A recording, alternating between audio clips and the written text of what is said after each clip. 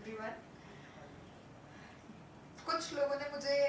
2 month से देखा है, कुछ ने मुझे 2.5, कुछ ने शायद कुछ डेज से देखा है, सिर्फ 15 days 20 days. But I think sir और युक्ति है जो मुझे स्टार्टिंग से देख रहे हैं, और मुझे फील हो रहा है डिफरेंस, और मुझे लग रहा है कि उन्हें भी डिफरेंस फील हुआ होगा। सबसे पहले मैं उस डिफरेंस की ही बात करूंगी, बिकॉज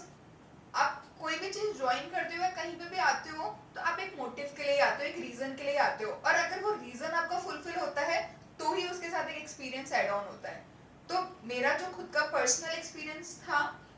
रहा है जो अभी तक, वो मैं ये बोलूंगी कि काफी हद तक सक्सेसफुल हुआ है। मैं जिन रीजंस के लिए आई थी, काफी क्वेश्चंस जो मेरे मन में थे, जो पूछने पे मुझे मिले और कुछ बिना पूछे भी मिल गए, बिकॉज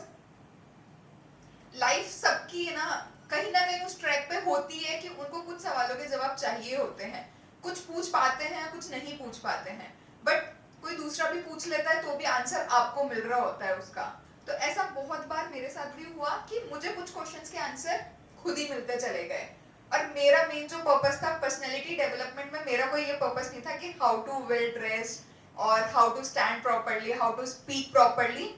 बट हाँ, आपकी इनर पर्सनैलिटी को आप कैसे इनहेंस करोगे, मेरा ये पर्पस था, जो कि बहुत बहुत बहुत हद तक सॉल्व हुआ है। और उसके लिए फुल क्रेडिट ऑब्वियसली सर को जाएगा, बट सर को जाने से पहले वो क्रेडिट मैं बहुत हार्टली ना अनिशा दी को दूंगी, बिकॉज मैं ज्वाइन नहीं करती। अगर मैं अनिशा दी से नहीं मिलती तो मैं फॉर श्योर ज्वाइन नहीं करती। जब मैं उनसे मिली थी और उन्होंने एक्चुअली जो इलेबोरेट करके मेरे क्वेश्चन सामने मुझे शो किए थे ना, तो मुझे समझ में आया था कि अगर क्वेश्चन करने वाले को ये समझ में आ गया कि क्वेश्चन क्या है, तो आंसर देने वाले को तो फॉर श्योर पता ही होगा कि इन प्रॉब्लम्स को सॉल्व कैसे किया जाएगा। तो आधी प्रॉब्लम मेरी वहीं सॉल्व हो गई थी जब क्वेश्चन मेरे सामने एड्रेस हो गए थे। बस उनको ब्यूटीफुली सर ने आंसर किया था कि यार ये प्रॉब्लम ऐसे ऐसे सॉल्व होती है और इस पे ऐसे ऐसे डील करना होता है। तो पहले तो मैं दोनों को बहुत बहुत बहुत थैंक यू बोलना चाहूंगी कि मुझे एक मेरा बेटर वर्जन मिला यहाँ आने के बाद, जो था मेरे अंदर ही, बट वो बाहर नहीं आ पा रहा था। तो उसको बाहर लाने में जितना हेल्प आप लोगों ने किया, उसके लिए शायद वर्ड्स कुछ मैटर ही नहीं करता, बिकॉज आप वर्ड्स में बोल ही नहीं पाओगे। आप उस चीज को क्या बोलोगे, उस चीज का कोई वर्ड बना हुआ ही नहीं है। जैसा अभी सर ने बोला, कुछ चीज किसी चीज के लिए ना सिर्फ फीलिंग बहुत होती है, वर्ड्स होते ही नहीं है। तो सेम मैं बोलूंगी कि आज मैं वो फीलिंग ना डिस्क्राइब ही नहीं कर सकती हूँ जो मुझे फील हो रहा है, बट यस उसके लिए बस मैं थैंक यू बोल सकती हूँ कि हाँ, वो फीलिंग एटलीस्ट मैं मेरी पहचान पाई कि ये चीजें ऐसी होती है और ये फीलिंग ऐसे डेवलप होती है। तो पहले मैं उन दोनों को बहुत बहुत बड़ा थैंक यू बोलूंगी कि हाँ, उन्होंने एक्चुअली मेरी लाइफ को बेटर बनाया। इसके साथ साथ जिन स्टूडेंट्स के साथ, जिन लोगों के साथ मैंने मेरा ये 3 और 4 मंथ का जो अपना टेन्योर कंप्लीट किया है, उसमें सबने मुझे एक एक टाइम पे कुछ कुछ सिखाया है। और मेरे लिए वही था कि मुझे सबसे कुछ सीखना है, चाहे कोई मेरे से पर्सन बड़ा है एज में, कोई मुझसे छोटा है, कोई मुझसे ज्यादा करियर में प्लस है, कोई मुझसे करियर में माइनस है। मतलब हर चीज में मैंने हर किसी से कुछ ना कुछ सीखा है कि यार इसके अंदर ये ड्रॉबैक है, फिर भी वो इस चीज को ऐसे डील करता है। इस चीज के अंदर, इस पर्सन के अंदर ये चीज अच्छी है, वो उसको कैसे और अच्छा करता है। किसी के अंदर कोई चीज खराब है तो भी उसको वो कैसे ओवरकम करता है। मैंने हर पर्सन से कुछ ना कुछ सीखा है यहाँ पे, और मेरे लिए वो चीज बहुत बहुत मैटर करती है कि आप अपने साथ साथ दूसरे से क्या एड ऑन करवा सकते हैं। बिकॉज एट द एंड ना आपको ये चीज समझनी ही होगी कि आप अपने आप से ग्रो नहीं कर सकते हैं, आपको दूसरों से भी अपनी ग्रोथ बढ़ानी ही होगी। तो मैंने यहाँ सीखा है कि दूसरों से कैसे सीख के दूसरों की भी ग्रोथ करवाई जाए और खुद की भी ग्रोथ करवाई जाए। तो मेरा सारे स्टूडेंट से जो यहाँ है और जो यहाँ नहीं है, उन सभी को भी बहुत बड़ा थैंक यू कि उन्होंने मेरी ग्रोथ में मेरी हेल्प की। नाउ इंस्टीट्यूट से मैंने कुछ चीजें और जो सीखी, जो सर से तो सीखी ही, बट इस एनवायरनमेंट से सीखी कि आप जॉयफुल कैसे होते हो, आप जीते कैसे हो, आप फिजिकली प्रेजेंट होने के साथ मेंटली प्रेजेंट कैसे होते हो। बिकॉज इतना मुझे समझ में आया 3 मंथ्स में कि जो पर्सन यहाँ सीट पे बैठा है ना, वो एक ना एक बार ऐसा होता है कि वो सिर्फ फिजिकली यहाँ होता है बट वो मेंटली ना कहीं और ही होता है, और इसलिए वो यहाँ आया है बिकॉज उसको मेंटली भी यहाँ होना है। उसके दिमाग में हमेशा कुछ ना कुछ चलता रहता है जिसको ओवरकम करने के लिए वो यहाँ आता है। मैंने कभी किसी को पर्सनली ये बात नहीं बोली बट मुझे हर पर्सन में वो चीज फील होती है, जैसे वो क्यूरियोसिटी के साथ उस क्वेश्चन का आंसर देता है या उस क्यूरियोसिटी के साथ है ना एक नया क्वेश्चन निकाल के लाता है ना, तो वहीं समझ में तो आ ही जाता है कि यार इसके साथ ये ट्रिगर हो रहा है इसलिए उसको ये क्वेश्चन आ रहा है।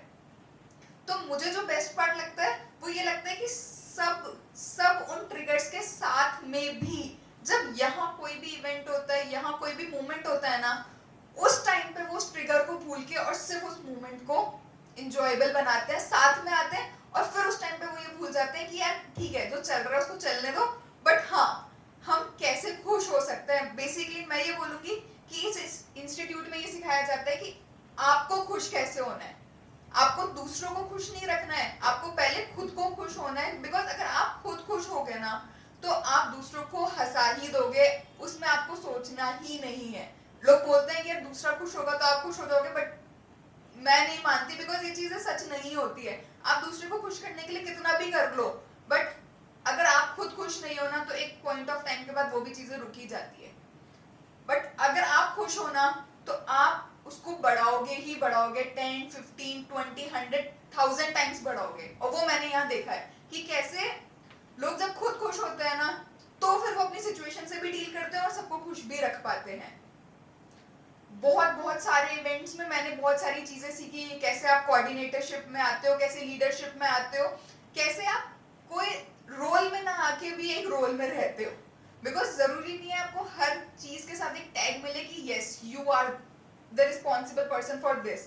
बट कुछ चीजें आप खुद से करना सीख जाते हो। वहां आपको कोई नहीं बोल रहा है कि यार तुझे जाके सफाई करनी है या तुझे जाके काम करके आना है, बट फिर आपके खुद के अंदर से आता है कि यार मैं भी इस चीज का पार्ट हूँ। ये चीज मैंने राहुल प्रियांशु से बहुत ज्यादा सीखी है कि आपको एक हमने डेजिग्नेशन नहीं दिया कि यार आप ये पर्सन हो, बट फिर भी आप ऐसे काम करते हो कि आपको डेजिग्नेशन की फिर जरूरत ही नहीं होती है। बहुत सारी चीजें ऐसी है जो मैं ये बोलती हूँ कि मेरे अंदर थी, बट उसको और बेटर मैंने दूसरों से लिया कि यार मुझे तो ये लगता था कि इस चीज में मैं बेस्ट हूँ, बट नहीं, मैं बेस्ट नहीं हूँ, दूसरा पर्सन और भी बहुत ज्यादा बियॉन्ड है, और मैंने उन चीजों को एक्सेप्ट किया। आप कभी भी ये मत सोचो कि आप दी बेस्ट हो, बिकॉज जब आपको आपसे बेस्ट मिलता है ना तो आपको रियलिटी चेक मिलता है कि नहीं आप नहीं हो वहां। फिर आपको दिखता है scope of improvement, area of improvement कि यस अब आपको कैसे बढ़ना है। वो चीज मैंने यहाँ देखी बिकॉज हर पर्सन में एक स्पेशलाइजेशन था कि यार वो चाहे मेरे से इतना छोटा है बट उसको वो चीज इतने अच्छे से आती है जो कि मुझे इस लेवल पे आने के बाद भी नहीं आई। तो मेरे लिए जो मेन था लर्निंग, वो मुझे बहुत फुल्ली तरीके से मिली है सबसे। कुछ लोग यहाँ भी नहीं है, जैसे मुस्कान नहीं है, सृष्टि नहीं है, मतलब वो मेरी जर्नी का एक बहुत बड़ा पार्ट रहे बिकॉज मैंने उनसे बहुत चीजें सीखी है। पर्सनल प्रॉब्लम से डील करना, प्रोफेशनल प्रॉब्लम से डील करना, खुद की हेल्थ इश्यूज से डील करना, बहुत सारी चीजें होती है बिकॉज लाइफ में यही चीजें हैं जो सबसे ज्यादा मैटर करती है। इन सब चीजों से कैसे डील किया जाए, हर पर्सन ने मेरे लिए वो पार्ट प्ले किया है। और मुझे एक्चुअली जो एक जर्नी के साथ मैं जो कंक्लूड करना चाहूंगी कि सिर्फ आपकी क्लास की जर्नी तो यहाँ पे खत्म हो गई, बट यहाँ से ना बहुत आगे लाइफ की जर्नी में जा रहे हो, जहाँ एक बहुत इसेंशियल पार्ट मेरे लिए बन चुका है प्रज्ञा इंस्टीट्यूट, बिकॉज अपना आपको एक वे मिल गया है जीने का कि कैसे कैसे आपको लाइफ जीनी होती है। पहले आपको ये गाइडेंस नहीं मिला हुआ था कि यार कैसे कैसे जीना होता है, बट अब वो मिल गया है कि लाइफ को जिया कैसे जाता है और एक्चुअली लाइफ में डीलिंग्स कैसे की जाती है कि जहां आप भी खुश रहो और दूसरों को भी खुश रख पाओ। फिर वो बहुत तरीके से मैंने सीखा, और यहाँ आके मेरी लर्निंग रुकती नहीं है। फॉर श्योर लर्निंग तो लाइफ में हमेशा ही चलती रहेगी, और उसके लिए मैं तो खुद बोलती हूँ कई बार हो सकता है कि मैं खुद कभी फ्राइडे लर्निंग का पार्ट बनूं जहाँ मैंने क्वेश्चंस क्यूमुलेट कर लिए और मैंने बोला सर आज तो मैं मॉर्निंग सेशन में आके 2 घंटे से आपसे सिर्फ क्वेश्चन एंड आंसर करूंगी, बिकॉज जितना आप क्वेश्चन करते हो ना उतनी क्लैरिटी आप अपने आप में लेकर आते हो और उतना बेटर आप प्रॉब्लम सॉल्व करते हो। अदरवाइज एक प्रॉब्लम के साथ आप 4 प्रॉब्लम खुद क्रिएट कर लेते हो, और मुझे वो चीज नहीं करनी, बिकॉज ये सीखी है अब कि अगर प्रॉब्लम सॉल्व करनी है ना तो प्रॉब्लम को समझना बहुत जरूरी है, अदरवाइज आप बहुत सारी प्रॉब्लम साथ में खुद क्रिएट करते चलते हो। तो बहुत बहुत मैटर करता है क्वेश्चन आंसर करना, फीडबैक लेना बहुत, मतलब जैसे सर ने कल हम जब इमोशनल इंटेलिजेंस चल रहा था और जब सर ने बोला था कंस्ट्रक्टिव क्रिटिसिज्म, फीडबैक को अगर दूसरा नाम दिया जाए तो कंस्ट्रक्टिव क्रिटिसिज्म है, जिसको मैं पहले like again I am going personal, but मुझे कई लोगों से मिलता है कंस्ट्रक्टिव क्रिटिसिज्म, बट मैं पहले उसको उस फॉर्म में नहीं लेती थी। पहले मैं भी रेशनलाइज ही होती थी और प्रूव करने की कोशिश भी करती थी कि यार आप भी तो मेरे शू में आके देखो ना कि मेरे साथ क्या सिचुएशन थी या मैं कैसे डील कर सकती थी। बट फिर जब कल सर ने बोला और फिर मैंने उस चीज पे जब फीडबैक पे एक्चुअली दिमाग लगाया ना, तो मैंने सोचा कि जरूरी नहीं है दूसरा आपके शू में है, आपको भी दूसरे के शू में जाके ही सोचना पड़ेगा कि आज वो किस पोजीशन पे जो आपको फीडबैक दे रहा है और आप किस पोजीशन पे जिसका फीडबैक दिया जा रहा है। तो बहुत टाइम ऐसा होगा कि आप सही भी होगे, बट उस टाइम पे ना चुप रहना या उस चीज को एक्सेप्ट कर लेना वो शायद ज्यादा मैटर करेगा अपने आप को सही प्रूव करने से। तो बहुत सारी लाइफ की ये लर्निंग्स हैं जो मैंने सीखी है और आगे सर ऑब्वियस है जितने स्टूडेंट्स आएंगे सबको सिखाएंगे,